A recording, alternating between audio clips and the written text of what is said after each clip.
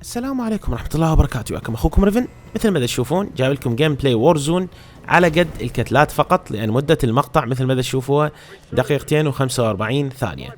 يجوز تسألوني حاليا وين اكو واحد ينزل مقطع يوتيوب والمدة مالته ما تتجاوز 3 دقائق. اي نعم شباب، هذا ريفن وسوالفه التعبانه اللي ما تخلص، لكن اريد اسولف لكم على شغله مهمه بصناعه المحتوى.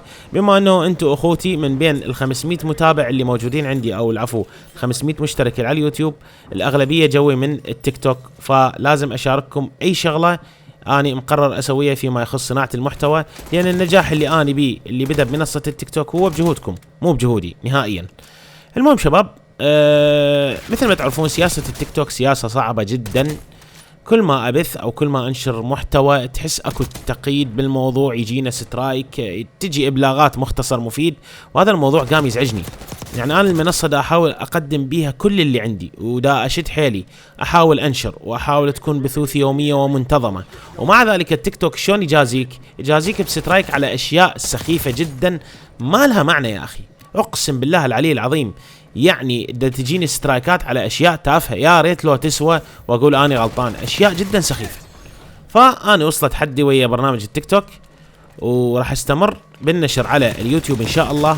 وبالنسبه للبثوث، وهذا الموضوع الرئيسي اللي اريد احكي بيه، راح احول على منصه تويتش. اعرف القرار ممكن يجوز يعني يشوفوه غبي، لان منصه تويتش هي خاصه بالاجانب، العرب قليل ما ينجحون بها او قليل متابعين بها، لكن بتوفيق رب العالمين ان شاء الله انا قفلت على هذا الموضوع. راح احاول انجح بمنصه تويتش كلاعب وورزون عراقي، وراح تتذكرون كلامي هذا، راح اخلي هوايه ناس او عراقيين يحولون على هذه المنصه وهم ما مفكرين انه يحولون عليها باي يوم من الايام.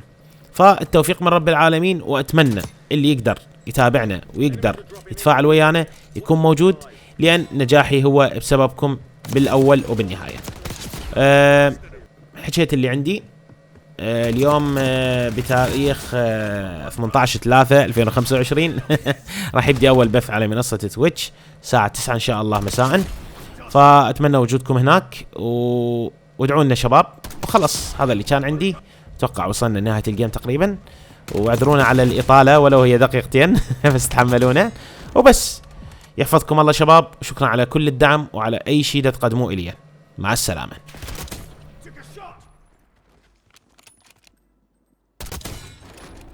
No targets left. That's what they call victory.